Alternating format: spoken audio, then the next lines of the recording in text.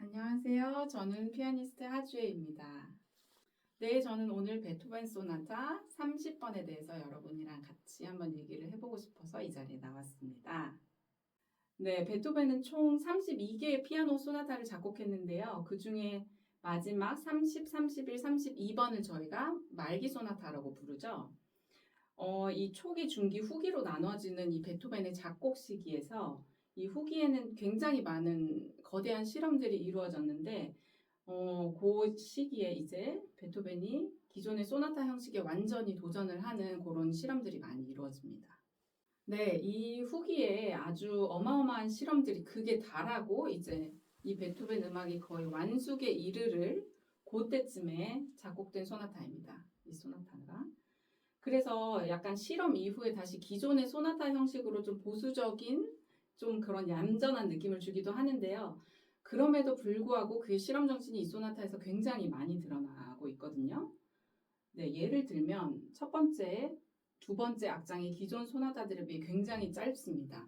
그리고 보통의 기존의 소나타들을 얘기하자면 첫째 악장을 중심으로 두 번째 악장은 굉장히 조용하고 세 번째나 네 번째 마지막 악장이 아주 빠르고 클라이막스를 찍고 마무리가 되는데 이 소나타는 두 번째 악장이 제일 빠르고 그리고 갑자기 이렇게 짧은 게 갑자기 스톱이 되는 그런 느낌을 주고 그리고 세 번째 악장은 거의 단일 악장처럼 단일 변주곡처럼 작곡이 되었거든요. 네, 그리고 베토벤이 이 곡을 작곡할 당시에 귀가 완전히 먹은 상태였거든요. 그래서 사실 작곡가에게 있어서 청력을 잃는 것은 마치 전부를 잃는 것과도 같았기 때문에 아주 상상하기 어려운 그 고통 속에 있던 베토벤은 어쩌면 그래서 더 인간과 그 하늘과의 연결을 굉장히 갈망하지 않았나 생각이 드는데요. 사실 그 당시 악기들은 지금보다 조금 요 위와 아래 건반들이 좀 작았고 그래서 이 현재 피아노보다 조금 좁았어요. 그래서 그 당시 악기로서는 최대치의 음역대를 사용해서 작곡을 했을 만큼 베토벤은 그 당시에 이 만물과 이 세계의 이 양극단을 좀 표현하려고 했습니다. 그래서 이 양손의 거리가 멀어지는 그 부분들이 나오면 그 팽창하는 그 뭐 어떤 간절함 같은 것을 좀 생각하시면 재밌을 것 같습니다.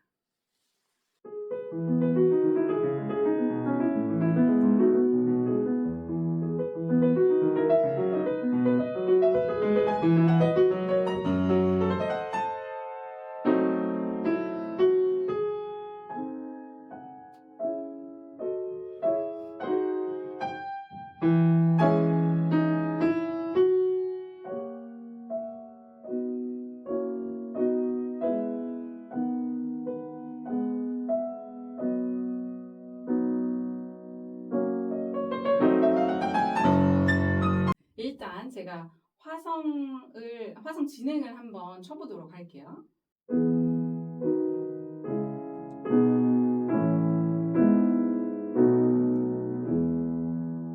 이렇게 테마가 마무리가 되는데 일단 화성을 보면 약박에서 시작하고 있어요. 못 갖춘 마디로 시작해서 정박에서 시작하는 게 아니라 못 갖춘 마디로 시작을 하거든요.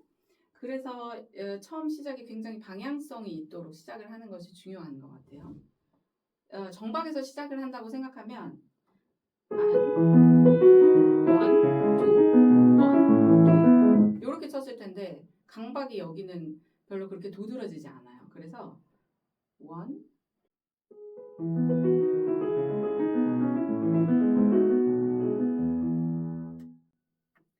좀 앞으로 향하듯이 못 갖춘 마디의 박이 첫 박으로 향하듯이 연주를 하시면 좀 더 자연스러운 흐름으로 연주를 하실 수 있을 것 같습니다.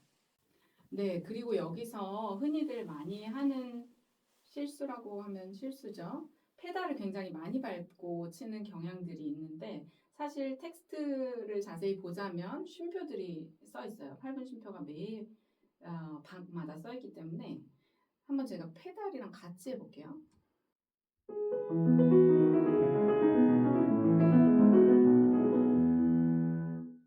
쉼표를 하지 않고 페달리즈를 했을 때 지금 소리고 좀 끊어볼게요.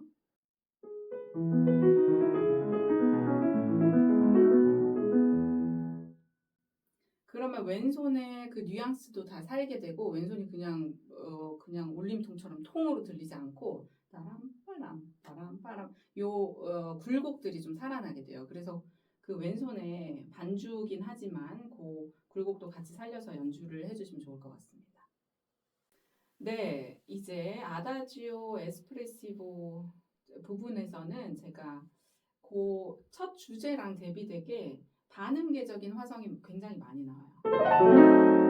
이런 감칠함도 나오고 그리고 해결이 됐다가 바로 또 7화음으로 넘어가고 해서 그 텐션이 계속 앞으로 나아가거든요. 그리고 이게 음악이 계속 진행되는데 어디가 도착점이라고 하기 굉장히 애매한 이 끝이 굉장히 긴 느낌이 들어요. 그리고 요런 이런 데나 요런 부분들이 굉장히 레치타티브 같은 느낌을 주는데 그런 것들은 이 베토벤의 실험 정신 중에서 아주 그 후기 소나타에만 나타나는 부분이거든요. 들을 때는 이게 딱 정박에 맞아떨어지는 느낌이 없게 연주를 하는 게 보통이긴 한데 그래도 굉장히 치밀하게 박자에 맞게 써있긴 해요.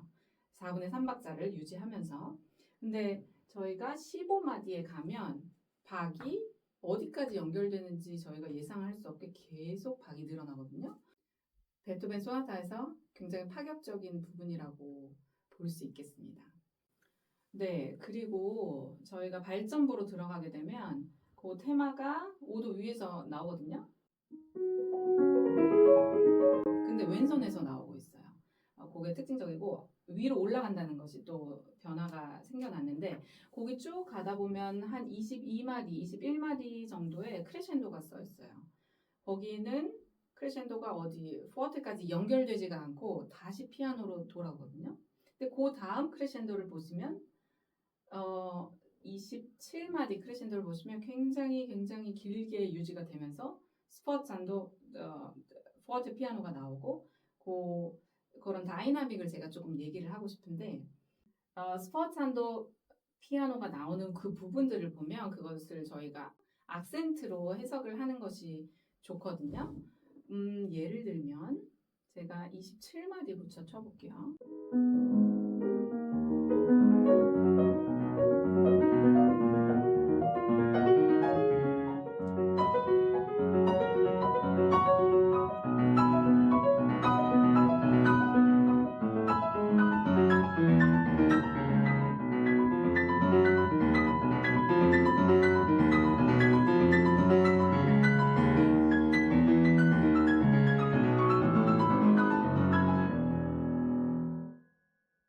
네, 방금 제가 연주한 그 부분에서 전체적으로 길게 뻗어나가는 크레셴도가 있고 그 안에서도 화성에 따라 제가 약간 더 나왔다가 더 들어가는 그런 작은 선상 안에서의 크레셴도, 데크레셴도가 있거든요. 내려왔다가 이제 두 번째 거니까 그거보다 한 단계 위에서 돼요. 전체 크레셴도를 여기서는 해주고 좀 마무리가 됐고 이제 세 번째 크레셴도 이렇게 점점 단계적으로 쌓아 올라가는 것을 좀 같이 해보시면 좋겠고 이제 스포츠안도가 나오는 부분에서는 그리고 조가 바뀌고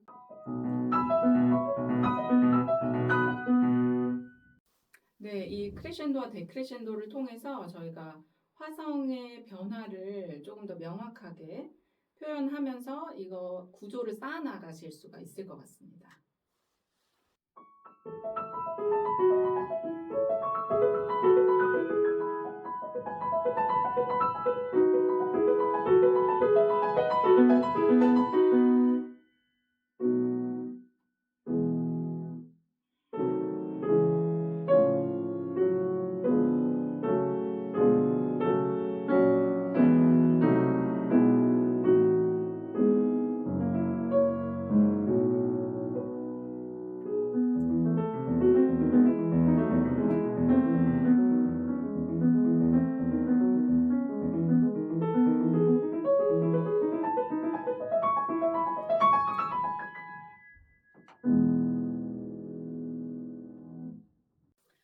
이 마지막 코다 부분에서는 아주 특징적으로 코랄풍의 이 화음들이 진행이 되는데요.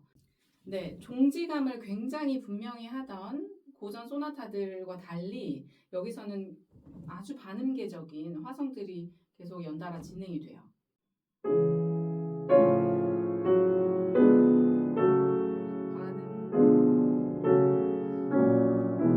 계속 그 반음들이 나오는데 예, 여기가 텍스처가 굉장히 두껍지만 그럼에도 불구하고 이 윗소리, 새끼손가락이랑 베이스만 조금 내주시고 나머지는 아주 밸런스를 잘 맞춰서 그 내성을 아래까지 뚱뚱하게 내지 마시고 조금 손목을 바깥으로 틀어주시면 가장자리 소리를 더 예쁘게 낼 수 있거든요.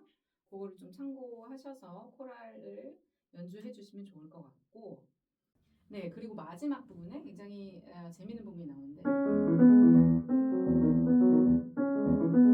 단조랑 장조랑 계속 막 갈등을 하다가 결국에 장조가 이겨요. 그래서 장조로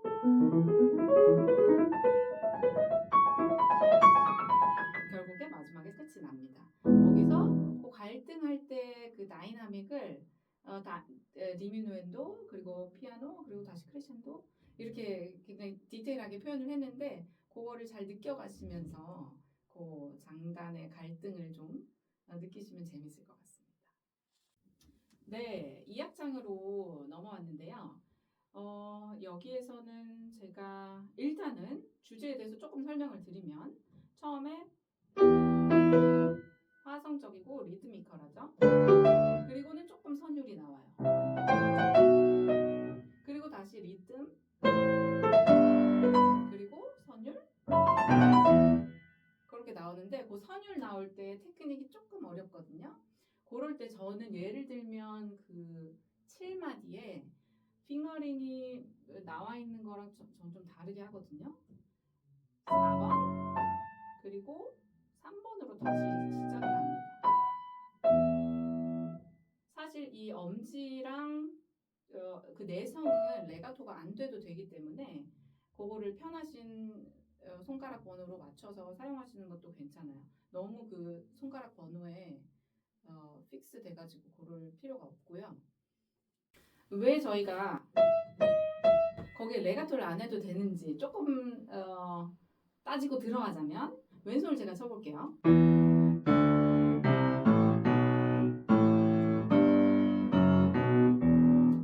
현악기라고 생각하면 저희가 따라라 이렇게 연주를 안 할 것 같거든요. 그거를 생각하시면 저희가 이렇게 칠 필요가 없는 거죠. 그렇지 않을까요?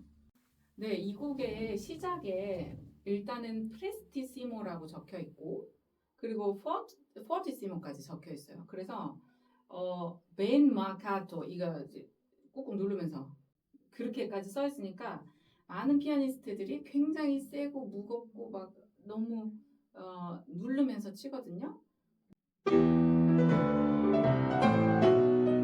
근데 사실은 그 당시의 악기를 생각해 보면 지금의 이 피아노들이랑 굉장히 소리가 달랐어요. 그래서 훨씬 더 뻗어나가는 소리 그리고 조금은 가벼운 소리를 저희가 만들어야 그 당시에 이 베토벤의 의도랑 맞아 떨어질 수가 있거든요. 그래서 저한테 프레스티시모는 일단 여기에서 아주 빠르게란 뜻이지만 오히려 그 치는 빠르기보다 그 감정의 변화의 빠르기를 더 많이 갖고 가시는 게 저는 급해지지 않는데 도움이 될 것 같고 일단 포티시모랑 벤 마카토 아래로 들어가는 소리보다 치고 바깥으로 나오는 소리를 조금 더 들어보세요. 저희가 이거를 천천히 누르는 거랑 빨리 누르는 거랑 소리가 다르게 나오거든요. 포티시모를 하실 때 사운드를 크게 원하지만 누르는 소리를 내고 싶지 않을 때는 요 터치하는 그 속도를 좀 키워보세요. 제가 두 가지 버전을 보여드릴게요. 누르는 버전 조금 이렇게 떡 누르듯이 이렇게 들리는데 지금 나오는 소리를 한번 내볼게요.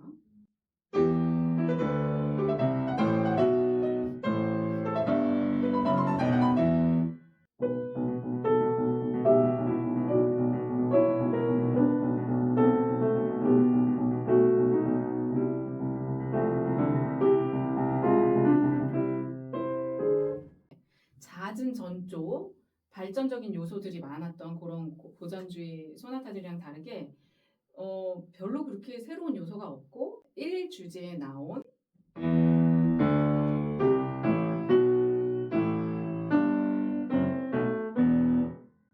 똑같은 게 나와요. 걔네들이 이제 반음계적으로 계속 바뀌면서 나오는데 톤이 겹쳐서 나올 때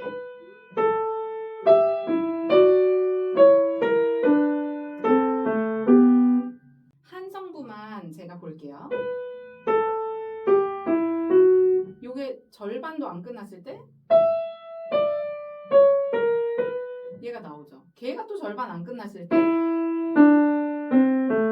그래서 약간의 트릭은 첫음 들어갈 때 고음의 밸런스를 주는 거를 저는 트릭으로 조금 사용을 했는데 계속 가던 얘 말고 그리고 이제 엄지에 오겠죠? 이제 5번째 손가락에 오겠죠? 엄지에 오겠죠? 그리고 나폴리 화음이 나오는데 여기서 페달을 미리 좀 많이 정리를 하시고 나서 조금 놀란 것 같은 놀란 눈동자를 하시고 거기에 나폴리 화음으로 들어오셨으면 좋겠습니다. 네, 이 아주 사라방드스러운 사막장에 저희가 왔습니다. 여기에 보면 베토벤이 아주 구체적으로 템포만 적어놓은 게 아니라 Gesang voll mit innigster Empfindung이라고 분위기까지 적어놨거든요. 아주 노래하듯이 그리고 아주 내면적인 감정을 담아서 이런 뜻이에요. 그래서 이 시기에는 이렇게 쓴 게 굉장히 낭만스러운 부분에 속하는데 그거를 잘 감안하시고 이 곡을 대하셨으면 좋겠고 첫 테마가 일단 굉장히 어렵습니다. 이 아주 커다란 이 아주 큰 침착함이 필요한데요. 화음을 칠 때 많이들 하는 실수가 화음을 하나씩 꼼꼼하게 낸다고 계속 하나씩 끊어먹거든요.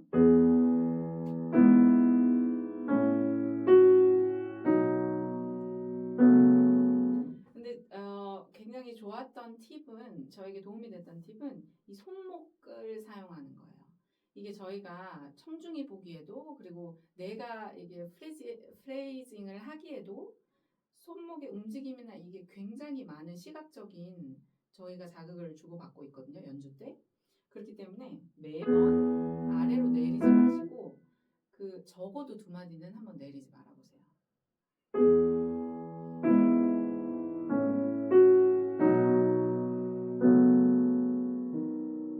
요때 조금 내려오시고 그리고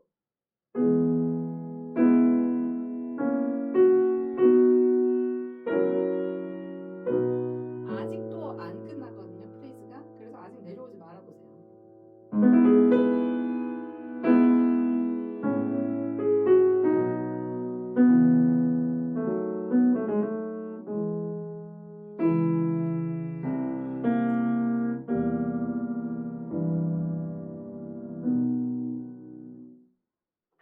얘를 한 원을 그린다고 생각하고 한 프레이즈를 최대한 길게 한 손목을 굉장히 길게 프레이징을 해주면 프레이징 하는데 굉장히 많이 도움이 되거든요. 근데 이게 거울을 보고 연습하거나 아니면 정말 눈으로 뚫어지게 쳐다보고 있지 않으면 캐치하기가 굉장히 어려운 포인트인데 한번 카메라를 녹화를 하시거나 거울을 두고 연습을 하시거나 해서 계속 지켜보시다 보면 도움이 굉장히 많이 될 거예요. 네, 바레이션 1은 몰토 에스프레시보인데 템포는 거의 테마랑 똑같이 가거든요. 그 멜로디는 한번 이태리 오페라 아리아를 한번 상상해 보시면서 아주 자유롭게 노래하고 왼손은 반주고 굉장히 어떻게 보면 굉장히 단순한 선율이 나와요. 그 와중에 몰토 에스프레시보 아주 표현적인 이거를 어떻게 해줄 것이냐 하면 너무 막 감정을 담아서 막 템포 막 루바토 늘려드리고 이럴 필요 없이 거기 엑스트라로 써있는 액센트를 조금 염두에 두시면 도움이 될 것 같거든요.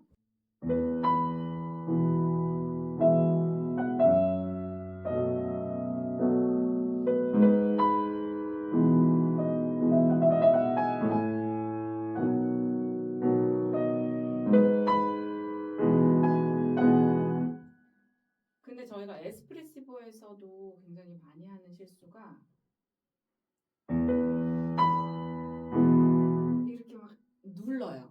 근데 사실 아까도 말씀드렸다시피 요 터치의 속도만 바꾸셔도 굉장히 멀리까지 퍼지는 그 소리 효과를 내실 수 있거든요. 그러니까 너무 스트레스 받지 마시고 너무 누르지 않으시면 좋겠습니다. 네, 바레이션 2는 굉장히 이 모자이크 처리가 된 것 같은 느낌이 드는데요. 이 화음이 다 산산조각이 나 있습니다. 근데 그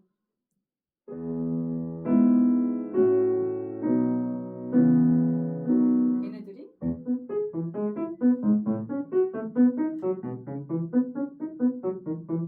그래서 개인적으로는 어떤 음도 우선순위를 갖지 않게 연습을 많이 했거든요.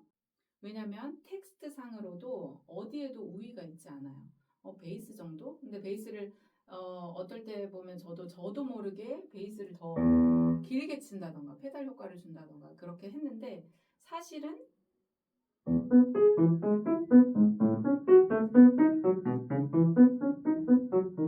어떤 음도 사실 우위가 없습니다. 41마디에 보면 저희가 갑자기 다른 바레이션이 나오거든요. 근데 바레이션 2 안에 다 그게 담겨 있어요. 따로 세로 줄이 있지 않고 경과적으로 나타나는데 거기서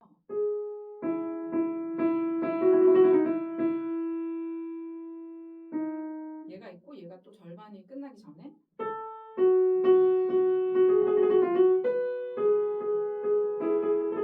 다 모든 그 두 마디짜리 그 모티프가 끝나기 전에 계속 겹쳐서 나오거든요. 걔 밸런스 좀 생각하셔서 어느 부분에 지금 테마가 시작하는지 시작하는 음에 조금 강세를 주시면 좋을 것 같습니다.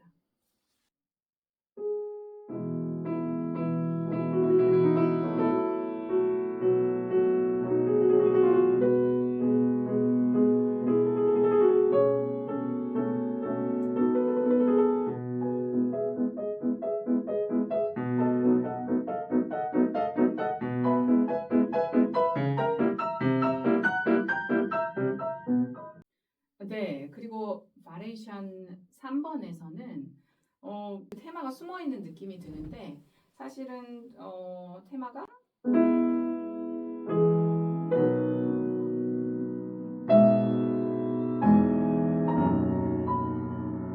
똑같은 그 테마의 화성이 다 담겨 있거든요.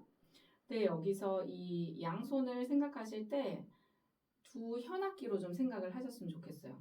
사실 4마디에 써 있는 슈타카토는 베토벤이 스스로 쓴 건 아니고 그 나중에 오리지널 판에서만 써 있다고 하는데요. 그 정도로 논레가토를 좀 하는 그 현악기 정도의 음의 길이를 상상하시면 될 것 같습니다.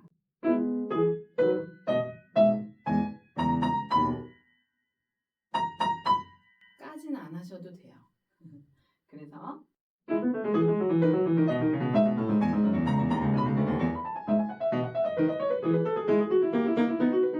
네, 그 숨어 있는 테마를 좀 생각하면서 화성적으로 들으시면 요게 그래도 테마의 화음을 청중에게 전달할 수 있지 않을까 생각이 듭니다. 잠깐 바레이션 4번에서 말씀을 드리자면 그 베이스들이 딱 이렇게 직접적으로 화음을 주지 않기 때문에 굉장히 붕붕붕붕 떠 있는 듯한 느낌을 주거든요. 근데 여기에도 베토벤이 예외적으로 피아체볼레라고 써놨는데 얘도 좀 기분 좋게 좀 쾌적하게 이런 정서 부분을 나타내는 거라서 이것도 굉장히 낭만적인 요소에 들어갑니다.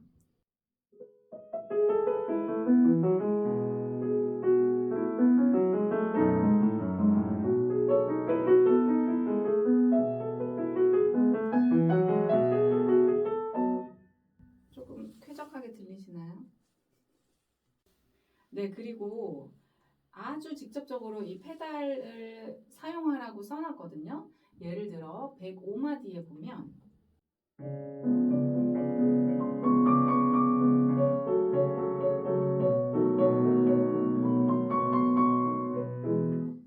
아주 파격적인 굉장히 낭만적인 이 사운드를 들려줄 수가 있습니다. 그럼에도 불구하고 당시 한머클라비어는 요즘의 모던한 악기와 다르게 클랑이 그래도 짧았거든요. 그래서 풀 페달을 쓰지 않으셨으면 좋겠고 한 75% 페달을 밟고 가끔 이렇게 갈아주시면 오히려 그 당시 시대의 사운드에 맞지 않을까 생각이 듭니다. 네, 이 바레이션 5번은 사실 베토벤이 바하의 영향을 굉장히 많이 받았다고 거의 증명처럼 내밀 수 있는 그 푸가토인데요. 어,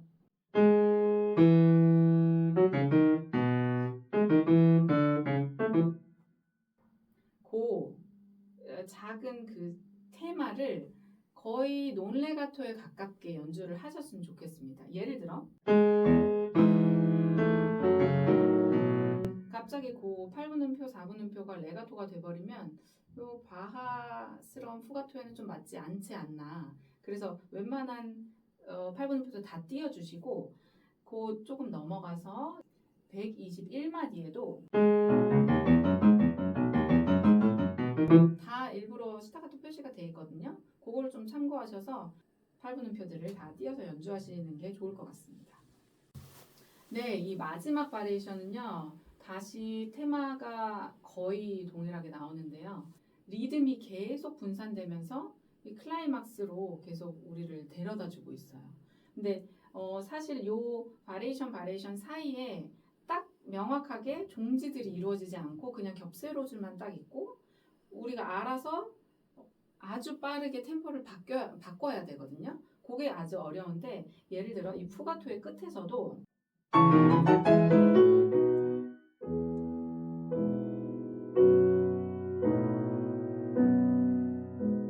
아주 갑작스러운 그 필름의 슈니트 영화의 커팅처럼 그렇게 좀 생각을 하시면 좋겠어요. 그래서 약간의 루바토는 우리가 그 전에 할 거지만 거의 그냥 넘어가다시피 좀 해주셨으면 좋겠고 네, 그 마지막에 칸타빌레가 다시 나올 때 테마가 거의 동일하게 반복이 되는데요. 이것은 후에 라흐마니노프 코렐리 변주나 그 멘델스존 엄격 변주곡에서도 나오다시피 앞에 나왔던 그 테마가 뒤에 똑같이 또 나옵니다. 근데 조금 자세히 들여다보면 200마디에 사실 제 판에도 아르페지오가 써있긴 한데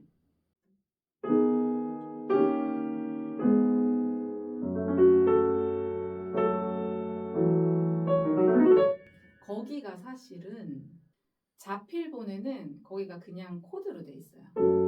저희가 앞에서도 이 아르페지오가 나왔거든요. 근데 여기서는 조금 단순하고 조금 더 숙성되고 조금 더 그 평안한 상태를 다시 찾은 듯한 그런 느낌을 주면 좋기 때문에 그 아르페지오 대신에 제가 아주 존경하는 안드라스 쉬프 선생님께서도 여기를 그냥 코드로 연주하십니다. 저도 그래서 코드로 연주하기를 좋아하고 그 뒤에 아르페지오는 저희가 그대로 해줄 거예요. 한번 제가 마지막 몇 마디만 연주를 해볼게요.